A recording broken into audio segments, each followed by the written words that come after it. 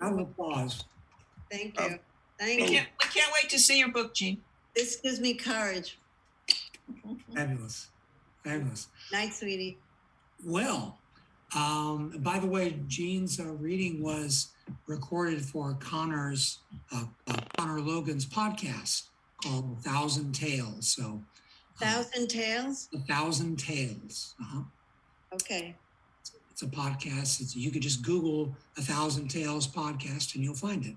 So give him a week or so to get it up and running. Let's continue with our open mic reading. So we have a lot of people here. So if you'd like to read, would you please send me a message in the chat box?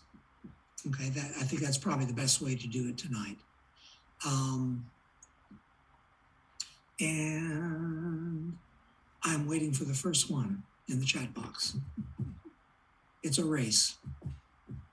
I also wanted to point out, Jean mentioned that it was not cool to wear pink in Martha Graham's class, but I noticed that Jean's wearing pink tonight. I think it's a statement.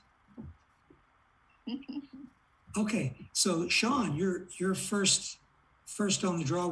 Sean, would you like to share a poem with us? And be sure to unmute. Yeah. Hi, this is my first time here, so glad to be part. Thank you, Jean. That was marvelous. It really was. Kind of nervous following you. This poem is called "And That Is Why Too." What happened moments, even decades ago, may as well not have happened at all. Spots of sticky disbelief linger on thighs and belly. Out comes relevant. Seed, used husk. Transitions. Transmission needling slowly into wet, wired spaces. Unwilling and prone in treason, yet a human residue remains. Lean fatigue in tote, to be sure, all while humming 337 variations of Buck Dancer's Choice. Find it all ridiculously sour. Blame the broken system. Blame the token incentives and the incessant pressure. Point at the balloons in the sky. Point at tacos and food on illuminated boards. Say anything to fix this body. Lean sadness, knowing finally I will not walk on smoother water ever again, but with the addition of salts, nor will I sink below. As the ways and means of handling dysfunction make themselves known day in, day out, I recall long drives speedling through the Santa Cruz Mountains in the Catalina, the V8 block under hood urgently churning valley dust and grits of coast sand upward as if ejaculated art, singing of Detroit panic and gut-measured response. I become what happens. I am animal and circuitry. End piece. Thank you. Thank you, Sean. Thanks so much for sharing that with us. Okay, up next, Gabby, would you like to read? Be sure to unmute if you're not already. Can you hear me? Yes. Oh, okay. Does anybody want to know how to catch a hummingbird? Well, whether you do or not, this is to catch a hummingbird. Go from the city, go to the forest, wear a loose shirt the color of fire, take with you lipstick the color of blood, and a jar of peach nectar. Find a warm clearing, lipstick your mouth, fill your cheeks with nectar, and hold it there. Sprawl on the grass, face the sky, lips just apart, kiss air and freeze. And when you feel her small breeze, close your eyes. Spit her into the shirt pocket closest to your heart.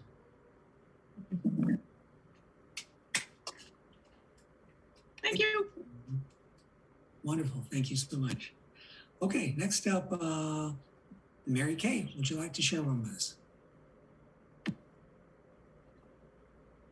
Okay. Um, this poem is called Diagrammer of Sentences, and it begins with a quote from a conceptual artist, David Horvitz. Carry a sentence across the night is his sentence. Diagrammer of sentences. In the corner of the living room, huddled over my pink wooden desk, brothers fighting, mother angry, because I'm not peeling potatoes. I'm wandering in English homework. Find the stately subject, a proper start. What am I, subject or object? Find the predicate, its leaping, chaotic verb. 7 of us crammed close in that small house, bracing against winter winds, luminous ice tricks. Modify, shape, change. Could words change my family? There is language here, Celtic roots, English derivations, West 7th slang. My mother first gave me words, but now when I write my own spells, she reads my journal, destroys my grave, erotic notes. Wind bangs against the house in conditional tense. Cold sets in our pavid bones, my mother Argus-eyed, worries scribble her face, loneliness a cave in both of us. I want, I pray, I think, how to parse a labyrinth of longing. I take my pen and diagram a live tree, a sideways tree, a sentence all my own. I lived another time in a deep world beyond myself. I will live there again. Thanks.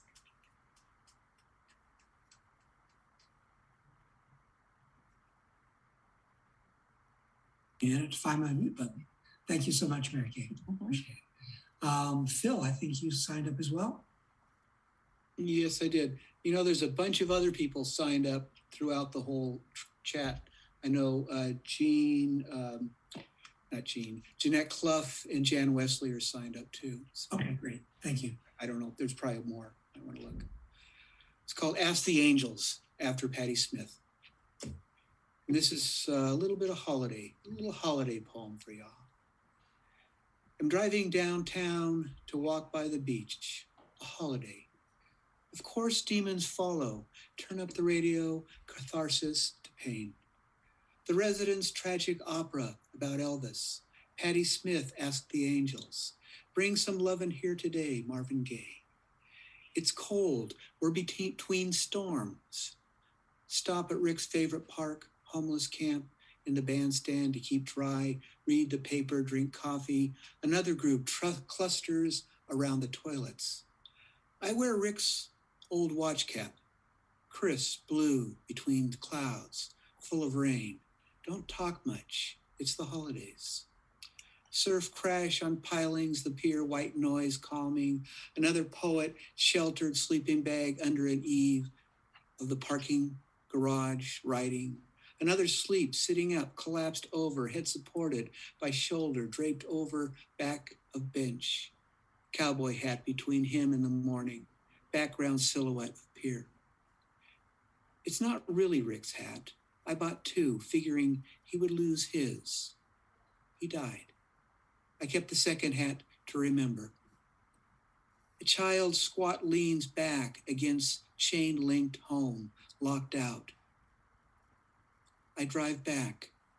Nusrat Fateh Ali Khan, Rye Rebels, Katie Lang, and the Reclaims, poem by Lauren Henley. I'm ready for rain. Nice. Thank you, Phil. So Phil mentioned a couple other people that I'm actually not seeing in the chat box. But if you'd like to read, be sure to leave me a little note in the chat box, if you would. So Jeanette Clough, would you like to share a poem with us? Yes, I would. Great. This is Well, I have some, hang on. Just go next. I'm sorry, I'm turning it.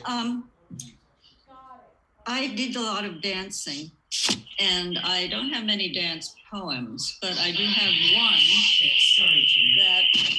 that I was going to read. Okay, it's called Ardor. Pick a direction, left or right, to the street where, oblivious to traffic, ballet boys and ballet girls parade down the center line, swaying on bright muscled legs, roughing up their toes, brushing the asphalt with lamb's wool and sequins, with lost elastic and satin ribbons, performing their steps with a sharp hunger that will solve every problem, with ardor hard as a rose-cut diamond set in platinum, in angles that refract and will not, no matter what, be still.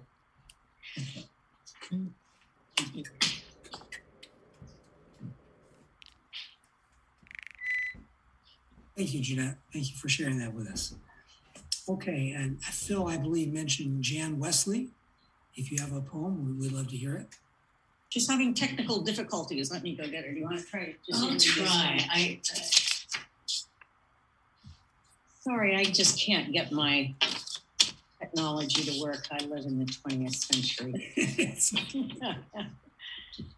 This is crawling out in limb.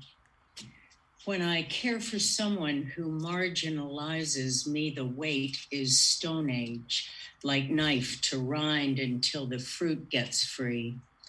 Wakefulness and night's opaque shine, my bare knee kicks off the covers into resurgence of arabesques and willfulness of flight. I soar over moonshine water in another lesser fall from grace. Today the body breathes in unimpeded air as I rip off the mask in a gesture of revealing what is underneath. Survival adds up to more than the eye can glean, even as I sink my claws into the bully of meaning that treats all pain like a meal thrown from the window of a car. Driving beyond another dying storm, a breeze touches me through the window where spider design in the glass spits light into a species of goodness and lifts me by the collar at the furrow in my neck to let me kiss the sky or kiss this guy who asks only that we share sweet tea. And just like that, tire tracks down my back disappear like lovely. So good to see you, Jan. Good to see you. Thank you, Jan.